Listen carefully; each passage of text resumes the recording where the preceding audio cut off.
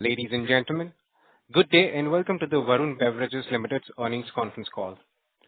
As a reminder, all participant lines will be in the listen-only mode, and there will be an opportunity for you to ask questions after the presentation concludes. Should you need assistance during the conference call, please signal an operator by pressing star and then zero on your touchtone phone. Please note that this conference is being recorded. I now hand the conference over to Mr. Anup Pujari from CDR India. Thank you, and over to you, sir. Good afternoon, everyone, and thank you for joining us on Varun Beverages Q3 CY2025 earnings conference call. We have with us Mr. Ravi Jaipuria, Chairman of the company, Mr. Varun Jaipuria, Executive Vice Chairman and Whole-Time Director, and Mr. Raj Gandhi, President and Whole-Time Director of the company. We will initiate the call with opening remarks from the management, following which we'll have the forum open for a question and answer session. Before we begin, I would like to point out that some statements made in today's call may be forward-looking in nature, and a disclaimer to this effect has been included in the results presentation shared with you earlier. I would now request Mr. Ravi Jaipuria to make his opening remarks.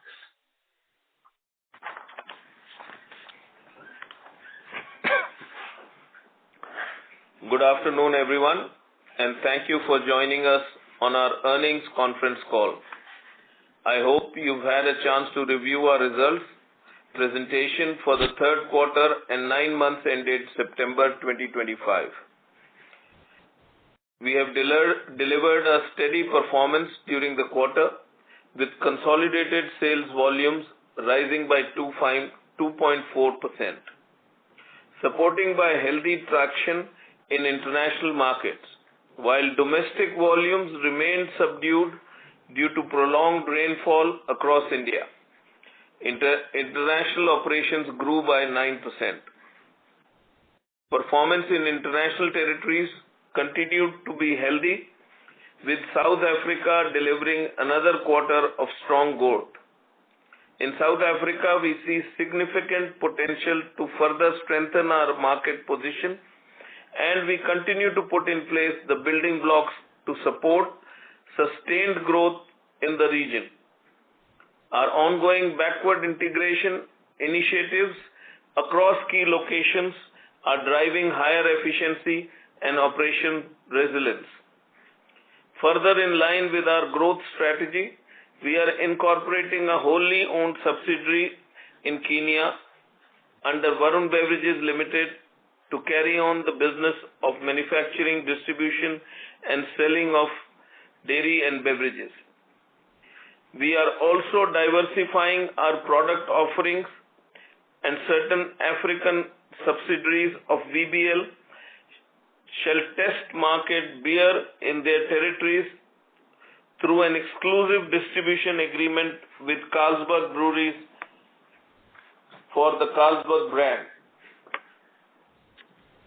These developments collectively reflect our continued commitment to broadening our product base and strengthening our presence across key growth markets. Meanwhile, our snacks facility in Morocco has ramped up to full-scale operations, and the upcoming Zimbabwe plant is progressing towards commissioning. Marketing continued progress in diversifying our portfolio beyond beverages. While the extended monsoon season impacted consumption trends in India, we remain confident in the significant long-term potential of the domestic beverage industry. With low per capita consumption and rising penetration in the semi-urban and rural markets, the opportunity for growth continues to be immense. Our ongoing investments in capacity expansion, distribution reach, and cold chain infrastructure are further strengthening on-ground execution, ensuring we are well prepared to capture demand recovery in the upcoming season and deliver sustainable growth for all stakeholders. I would like to invite Mr. Gandhi to share the key highlights of our operational and financial performance. Thank you very much. Thank you, Mr. Chairman. Good afternoon and a warm welcome to everyone on the call today. I will take you through the financial and operational performance for the third quarter and 9 months ending 30th September 2025. Revenue from operations net of excise and GST increased by 1.9% year-on-year in quarter 3 CY 2025 to the level of 48,966 million from earlier level of 48,046 million in Q3 2024. Consolidated sales volume grew by 2.4% to the level of 273.8 million cases from 267.5 million cases in the same period last year, reflecting stable overall performance even as heavy rainfall persisted across India through the quarter. India volumes were largely flat, while international volumes grew by 9%, led by a strong performance in South Africa. Net realization per case stood at the level of 178.84 in Q3 of 2025 compared to rupees 179.62 in Q3 of 2024, owing to a higher mix of packaged drinking water in international markets. CSD constituted 74%, NCB 4%, and packaged drinking water 22% of total sales volumes during the quarter. In 9 months 2025, mix of low sugar, no sugar products was 56% of our consolidated sales volumes and 45% approx in India. Gross margins improved by 119 basis points to 56.7% in Q3 of 2025, driven by higher contribution from packaged drinking water in international markets and benefits from ongoing backward integration initiatives. However, with increased in-house production of raw materials, a part of expenses has shifted from raw material purchases to employee costs, power and fuel, and other manufacturing overheads. EBITDA remained broadly stable at 11,473 million, with margins moderating marginally to 23.4% from earlier level of 24% in Q3 of the last year. Reflecting this accounting shift, the underlying business economics remains strong, with efficiency gaining from new capex and backward integration expected to become more visible in volumes scale up. PAT increased by 18.5% to 7,451 million in Q3 of 2025 from the level of 6,288 million in Q3 of 2024, supported by lower finance costs and higher other income, which included interest on deposits in India and favorable currency movements across international territories. Depreciation rose by 19.9%, reflecting the commissioning of new plants in India and the DRC and can line in South Africa, along with brownfield expansion across other geographies. Following repayment of debt through QIP proceeds, finance costs in India are now negligible, while those in international markets primarily relate to South Africa and include lease adjustments under Accounting Standard 116. We remain debt-free at the consolidated level. On the regulatory front, the company transitioned to the GST 2.0 framework without any significant adverse impact on operations.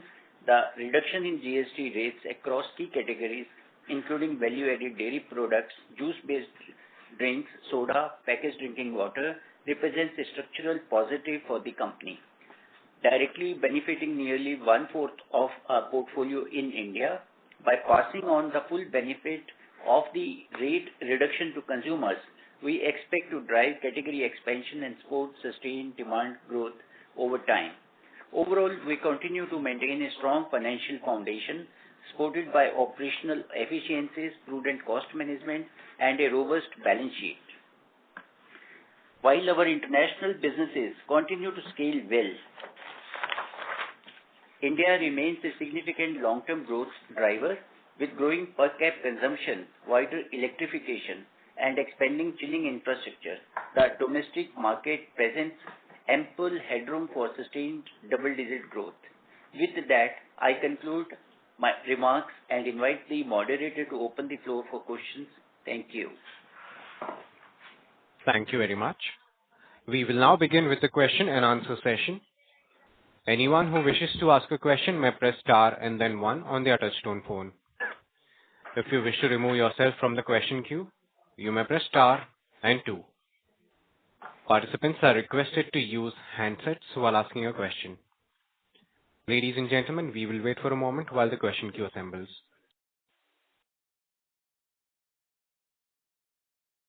Our first question comes from the line of Vivek M. from Jefferies. Please go ahead. Hi, good afternoon, team. Firstly, on the base business, I know the season was quite bad and there are a lot of industries which have seen the impact. But what would be the impact of competition? Are you seeing anything on the ground? I know we ask you this question every quarter, but it's an important parameter from our perspective. So, would love to know your thoughts. I think competition is good and healthy, and I think they are growing the market for all of us. I mean, temporarily, obviously, they are in the market, so there will be some minor effect. And we believe that in the long term, this is going to be very healthy for the industry. I think they've woken us all up, and we are becoming more attentive and making sure we are going to the market more often than we were going before.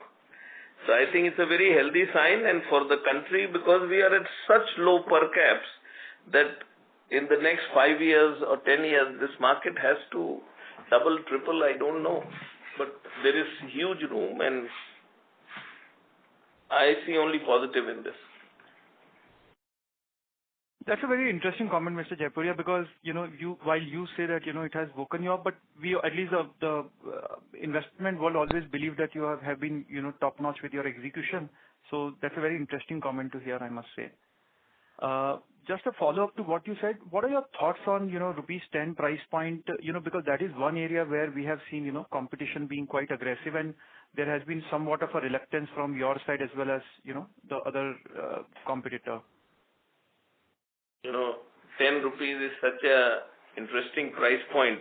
If you all go back 20 years and go back to the pesticide time when we had brought the price down to 5 rupees, which was at that time mainly Coke and us. I remember that we ran the lines 24 hours and we couldn't produce enough. So I think 10 rupees is such a affordable, you can't even get a cup of tea today for 10 rupees, a small cup of tea. So it's a very aggressive price point which our competitors have decided to put, and this will completely enhance the rural and semi-rural markets. And I think we are also reasonably prepared, and I think whatever the market requires, we'll be in the market and expand the market. Okay, so sorry, Mr. Jaipuria. So what exactly that means? Are you signaling towards that a launch? That means if need be, and wherever it is necessary, we are prepared for it. And if necessary, we'll come to the market, and there's enough room for everybody, and we'll also play the market when necessary.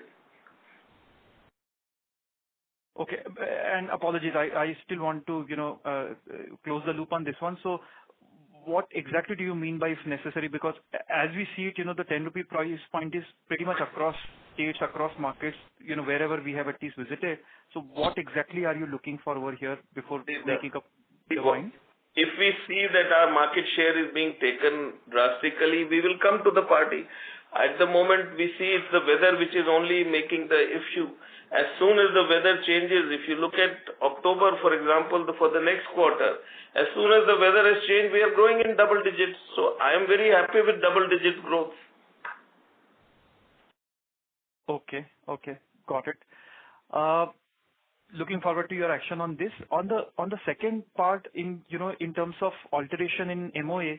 So while the presentation does talk about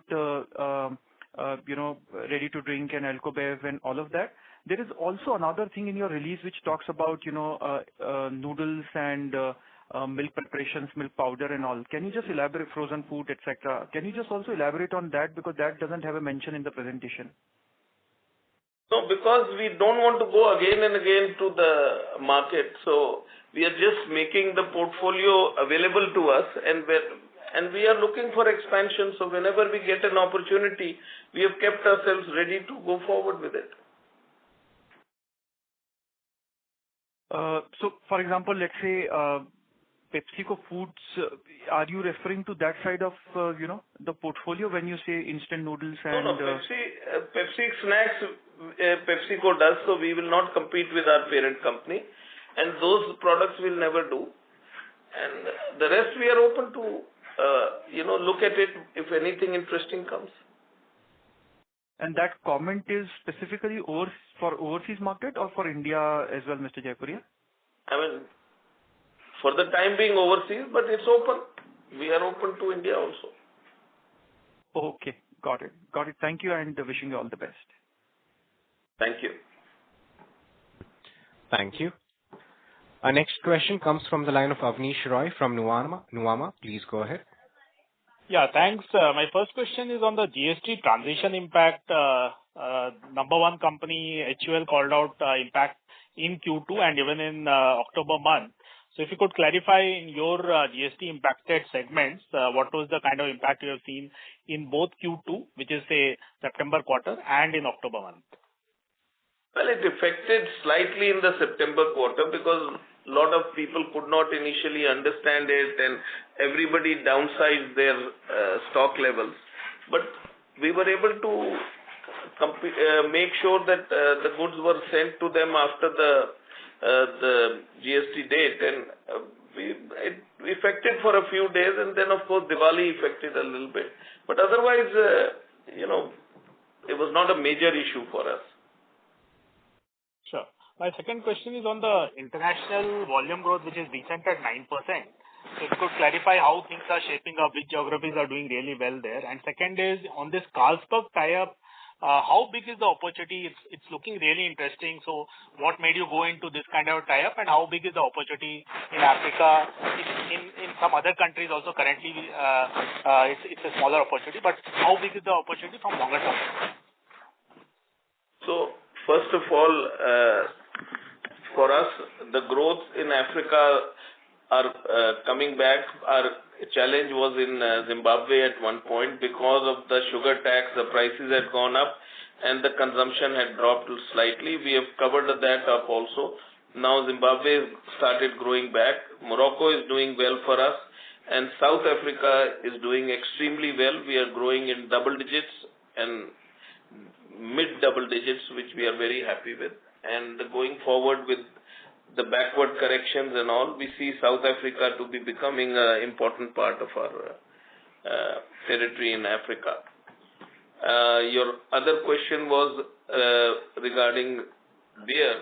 And see, in Africa, we don't have the challenges what India has, that restrictions from the government that it has to be a separate, and so we have the same go-to-market. Our trucks can be loaded on the same trucks can be loaded, same people can sell the products, so it becomes much easier and much without extra expense expandable. And there is a huge scope on that. Most of the countries, there is individual players running beer business in the country, so it's a golden opportunity for us. We are going to test the market, and hopefully as soon as we see the tests coming right, we'll go forward with it. One follow-up question there. So you mentioned go-to-market is common. The employees also can be used for the same new business. But in terms of end distribution, how much is the opportunity which is available, or the end distribution is different in terms of the end distribution is also, most of the stores are allowed to carry alcohol. So especially beer, most of the stores are allowed to carry. So it won't be 100% the same, but a lot of it is common. So it helps a lot. And Carlsberg is already big in India. So as of now, we should not draw any inference to India tie-up, right? No, nothing to do with India. Nothing to do with India right now.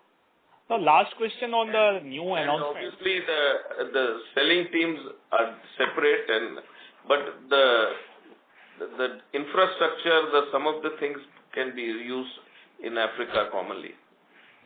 Right. Last question on the new announcement. So Alcobev opportunity in India, How big can that be? A lot of approvals needed. Coca-Cola announced similar thing around 19 months back. We have not seen very high visibility in terms of advertising or in terms of distribution. So is it more of range completion, or do you see that this could become longer term big even in India? Well, RTD and low alcohol products are becoming large all over the world, and there is a good scope here also. In India, you can't advertise, so as it is, you can't advertise any alcohol products. So, I mean, we have kept ourselves open, and hopefully we look at it. We are starting with Africa, and let's see what we can do in India. And is this big for Pepsi in other emerging market or quite nascent?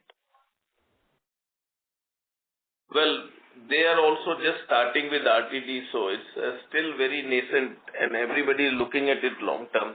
So we don't want to keep on going back again and again to the market for it. So we've taken approval and we are talking to Pepsi if we can start with some of their RTD products. So thanks, sir. That's all from my side. Thank you. Thank you. Our next question comes from the line of Aditya Soman from CLSA. Please go ahead. Yeah, hi. Good afternoon. So two questions. So firstly, in India, can you give us a sense of which categories and brands have and how they've performed during the quarter, particularly with some of these sort of fruit beverages or fruit-based drinks and the milk beverages? Any sort of pickup we've seen post the GST cuts? And second, on the Alcobev piece again, in Africa, this Carlsberg partnership, can you sort of also, is it applicable for every country that you operate in Africa, or it's only a few countries to start with? So, first of all, you know, the GST cut for the quarter has only been for 8 days, so it's too early to say. But overall, we've had tremendous growth in our hydration category, which is Nimbus. We've grown more than 50% in that. And we've had an excellent growth in our value-added dairy. We've practically grown at about 100%. And we see both these categories still firing and doing extremely well. If the weather was slightly favorable, I think they would have done it much better than what they have. And regarding your question of Africa, we've got most of the Southern Africa understanding with them, but starting with 1 or 2 countries, and then we'll take it forward. I understand very clear. And just on that first question again, last quarter you said that Sting Gold wasn't as successful, maybe because of the weather and all of that. So any plans to relaunch this or push this more, or do you think you'll have to come back with a new product? Well, we've come back with a much better product and a product which is on medium priced, not at the price of Sting, but much higher price and not at the price of Red Bull. It's a medium price where it's priced at 60 rupees, and this is a very fabulous product which we have just launched actually day before yesterday only. And it's called Adrenaline Rush, A-Rush we call it. And we think there is a huge market for this, there is a huge scope for this, and we are expecting a very good response on this. So we are testing it, and we have launched it in 4 cities, and we are going to take it forward. All right. Thank you very much. Thank you. Thank you. Our next question comes from the line of Arnab Mitra from Goldman Sachs. Please go ahead. Yeah, hi. Thanks for taking my question. My first question was on the Carlsberg arrangement. If you could just help us understand what is the kind of commercial terms of the transaction. We know that beer is a capex-heavy business. Would it involve you doing end-to-end everything in the markets where you're testing, or it's just distribution and somebody else does the manufacturing? So just wanted some sense on the commercial terms that you think here. Well, initially it's distribution. We are importing the products and testing the market. And as soon as we feel comfortable, then we will go to the back end. Sure. And sir, the other question was, in these markets where you have got the Carlsberg distribution arrangement, does Carlsberg have any existing business, or these are white spaces for the brand right now? Mostly white spaces, some small imports happening, but practically white spaces. Sure. And so my last question was on the Kenya subsidiary incorporation. Is this the purpose of it is to long-term look at potentially Pepsi's business here or any other, business that you're looking at for the subsidiary? So we are looking at different categories. So, it's part of the Africa expansion. So there's nothing specific at the moment. Sure. And my last question actually was on the near term. So, I think you did mention that October you've seen a good recovery in the business. However, we know that October has also been quite disrupted by rain in many parts. So do you see the weather headwind continuing in the near term, or it's much lower than what you faced in the last couple of quarters? Just wanted a broad sense of how the overall market is likely to do over the next 3 months. Well, the only thing I can tell you is if, as you say, the weather still have not been the best, and if we are still able to, wherever we've got a break in the weather and we are growing double digits, even after having bad weather in certain regions, then the only thing is, of course, weather gods are not in my hand, but as soon as we see a weather break, I think we are looking very positively, and there's no reason why we should not look at double-digit growth going forward. Okay. Thanks a lot, Mr. Jaipuria. That's it from my side. All the best. Thank you. Thank you. Our next question comes from the line of Devanshu Bansal from Emkay Global. Please go ahead. Yes, sir. Hi. Thanks for the opportunity. Sir, on Carlsberg arrangement, you mentioned distribution rights are for southern part of African continent. I wanted to check what is the size of beer market in these regions, and eventually over a period of time, what is the market share that we are targeting in these regions? Well, I think the size of beer market is as large as soft drink or even bigger in most of these African markets. But what market share we'll hold, it's too early. We have not even started testing the market, so I think it's too early to say. But most of the African countries are very large beer consumption markets. Almost 1,500 million cases would that be a correct ballpark estimate? Because I guess South Africa. I don't want to do guesswork. Okay. It's too early. I think we are importing it right now, so I think you need to give us a little bit time to understand it. Sure, sir. Sure. Sir, in terms of new products, globally there are some fruit-based carbonates like cherry, mint, etc. Which are gaining healthy traction in UK, China, Pakistan, etc. So are we also sort of thinking around these variants to bring them into India? Yes, we keep launching new products, and like we have launched the energy drink now, Rush. So we will launch some new products next year, but you cannot launch too many products because you have to make sure they are available in the market, their go-to-market is properly done, and you cannot put too many products at the same time. So we are right now consolidating on our hydration portfolio, which is the Nimbus, making sure every store has it. And now we've added the energy drink, so hopefully we'll add 1 or 2 more products next year. Understood. Sir, a couple of bookkeeping questions. From food segment, what is our revenue contribution as of now? If you could just highlight.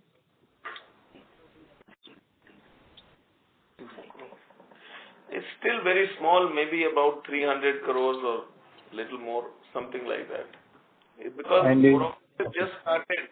Morocco is the only one which has really just started, and Zimbabwe will hopefully start by the end of this year. So this 300 crore is annual run rate, you are saying, or right? Yeah. For the time being, but because Morocco only started 4 months back, and Zimbabwe is just starting, so it's too early. I think next year you will see at least 2 countries giving full year turnover. Understood. And lastly, if you can call out volume contribution from South Africa and DRC for the current quarter?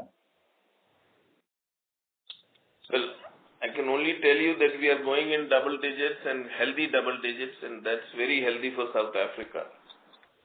And which is the other place you asked? DRC, we are coming back. We made some errors, and we have come back, and DRC has started to perform well again. So I think we'll be not growing hugely in DRC this year, but next year we see huge growth coming. Fair enough, sir. Thanks for taking my question. Thank you. Thank you. Our next question comes from the line of Percy Panthaki from IIFL Securities. Please go ahead. Hi, sir. My question is on the international business. So we have done a sales growth of around 7% in the international this quarter, and this includes some part of foods also, so organically it might be a tad lower. Our ambition, and I think what the investors also sort of expect, is like a early to mid-teens kind of revenue growth from the international business.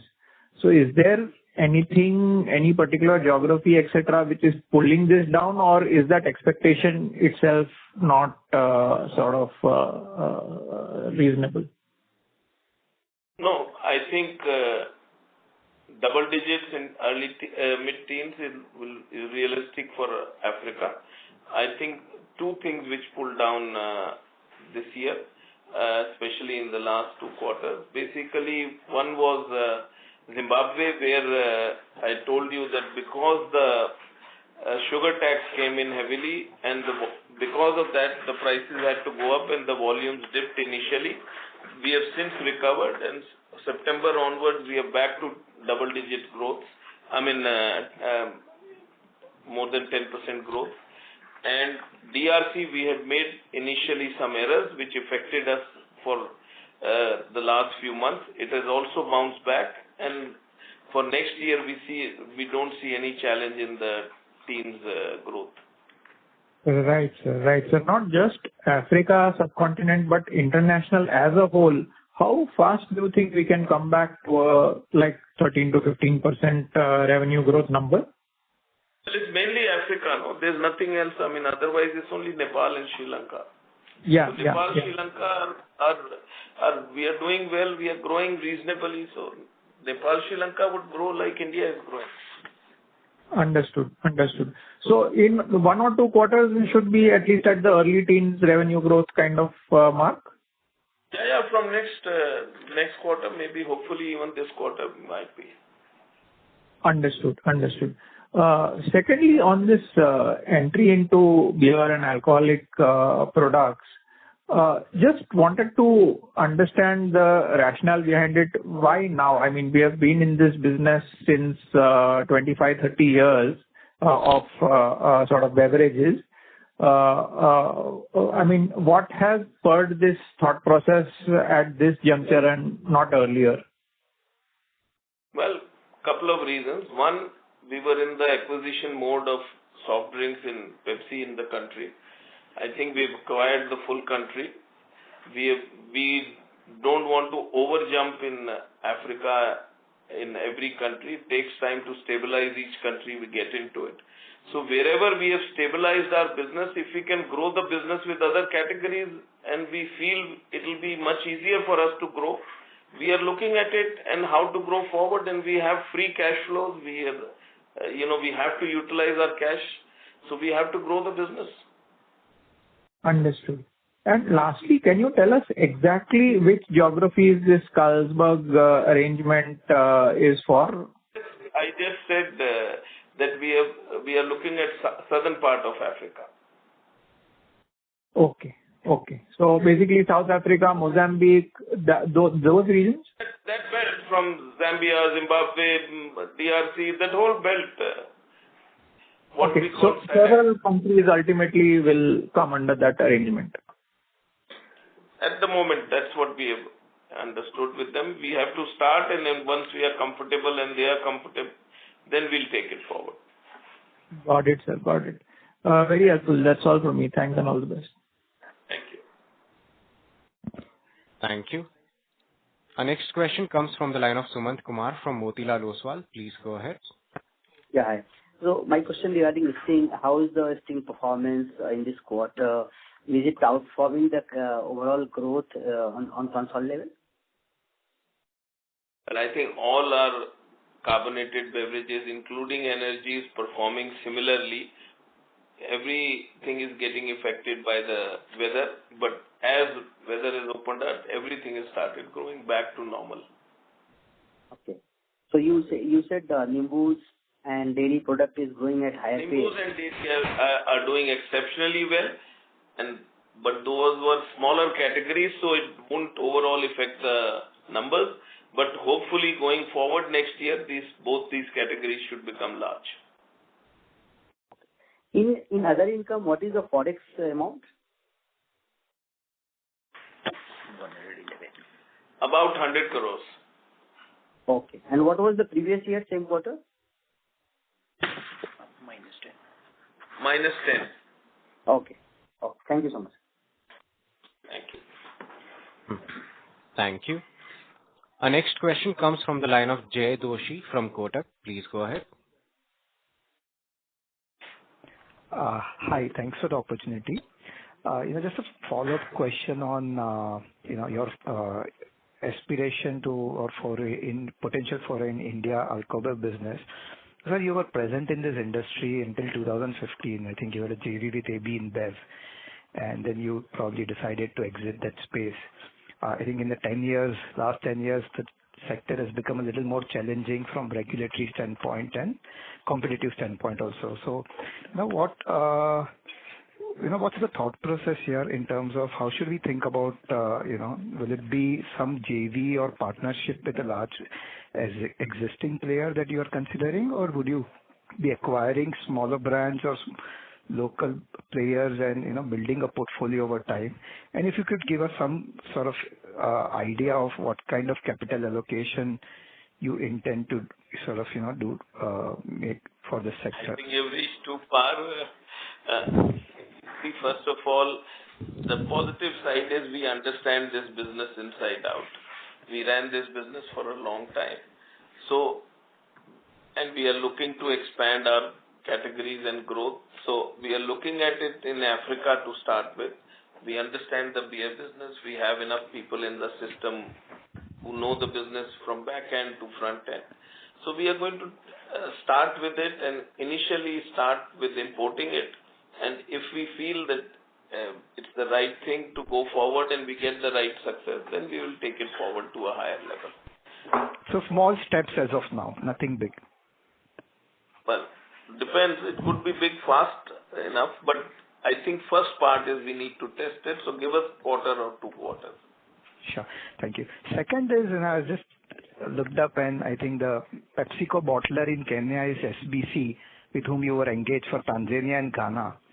So, is there a possibility of, acquiring rights for PepsiCo in Kenya, or would you be doing something very on your own? Kenya has already been sold to somebody else. It has been sold to somebody else, I think, last year. Oh, okay. So, all right, sir, I was not aware of this. So, in that case, what is your initial thought process at this point of time? We are just looking at how to expand in different parts of Africa. So, we've just registered a company. It's a bit too early right now. And as soon as we have something concrete, we will inform you. Sure. Thank you so much. That's it from my side. Thank you. Thank you. Our next question comes from the line of Omkar Gugarde from Shree Investments. Please go ahead. So, how prepared are you for the next season? Capacity expansion wise, and in that aspect, I'm asking. I think we are over prepared actually. Capacity wise, we've expanded in the last 2 years, and this year, obviously, that growth have not happened. So our capacities are very much intact, and even if we grow 50%, we have enough capacities to fulfill that.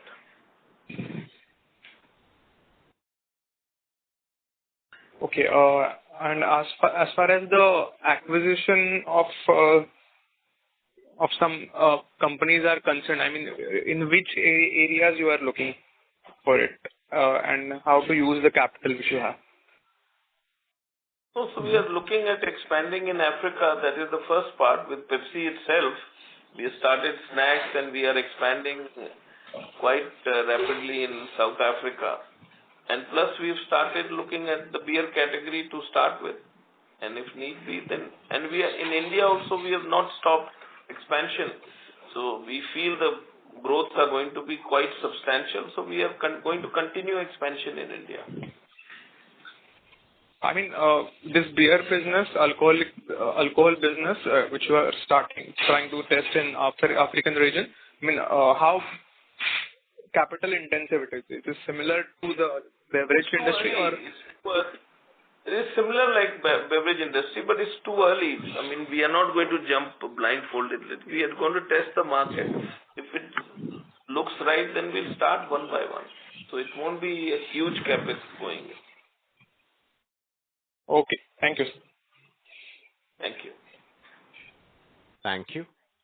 Our next question comes from the line of Saurabh Daga from HSBC. Please go ahead. Hi. Hello, everyone. Very good afternoon. First question, I mean, from PepsiCo's point of view, it seems like refranchising bottling operations is gaining a lot more attention, and there seems to be urgency too, right? So just want to understand what sort of opportunities I didn't get you properly. Can you just repeat your question, please? I couldn't understand you. Right. I mean, yeah, from PepsiCo's point of view, we think that refranchising bottling operations is gaining a lot more attention, and there seems to be urgency too, right? So just want to understand your thought process. What can be some of the opportunities if PepsiCo were to advance on refranchising some of its own operations? There's nothing to refranchise. We own most of it here. No, outside. More than 90%. Globally is the question. I mean, globally, yes. Yeah, globally we are always keen. We have always told Pepsi any place which is available, we are more than happy to expand with them, subject to their operations making sense for us. So we are always open to expand with Pepsi. All right. And then maybe on this, the Alcobev opportunity, right? Can you share some thoughts on how does this help expand and strengthen your client relationship and distribution capabilities, right? And then probably on the timeline, when should we start expecting some of these numbers to start flowing in through the P&L? I think it's still too early.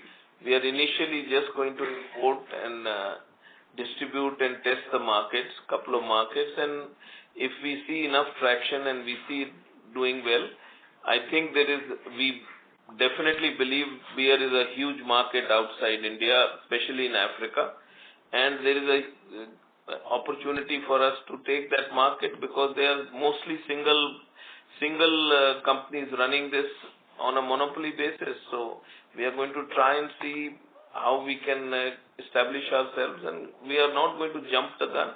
We are going to go reasonably slow, but as soon as we get traction, then we'll expand it. Sure, that's helpful. Thank you. Thank you. Thank you. Our next question comes from the line of Priyam from Antique. Please go ahead.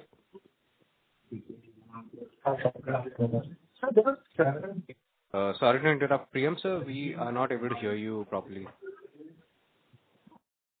Okay.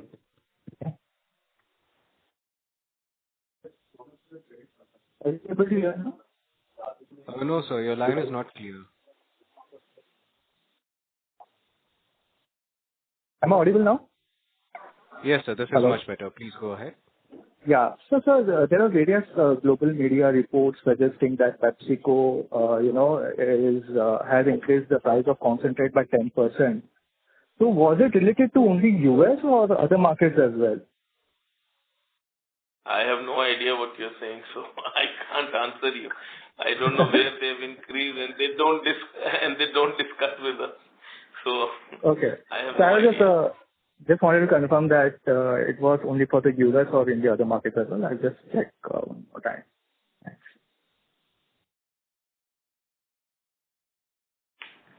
soon as we know, we'll let you know. Yeah. And can you just suggest, can you highlight when was the last, revision in the concentrate prices? I think it was long back, but if you can just We have give us a sense. we have an understanding with them. It's based on our selling price. So there's no when is the last time it goes up. If we increase our selling price, they automatically get a share of it. So Okay. it's all based on our selling price. All right. Thank you. Thank you. Thank you. Our next question comes from the line of Karan Gupta from Acmel. Please go ahead.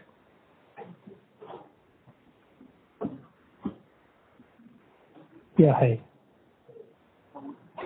Am I audible? Yes. Yes, sir, you're audible. Yeah. Please go ahead. Yeah.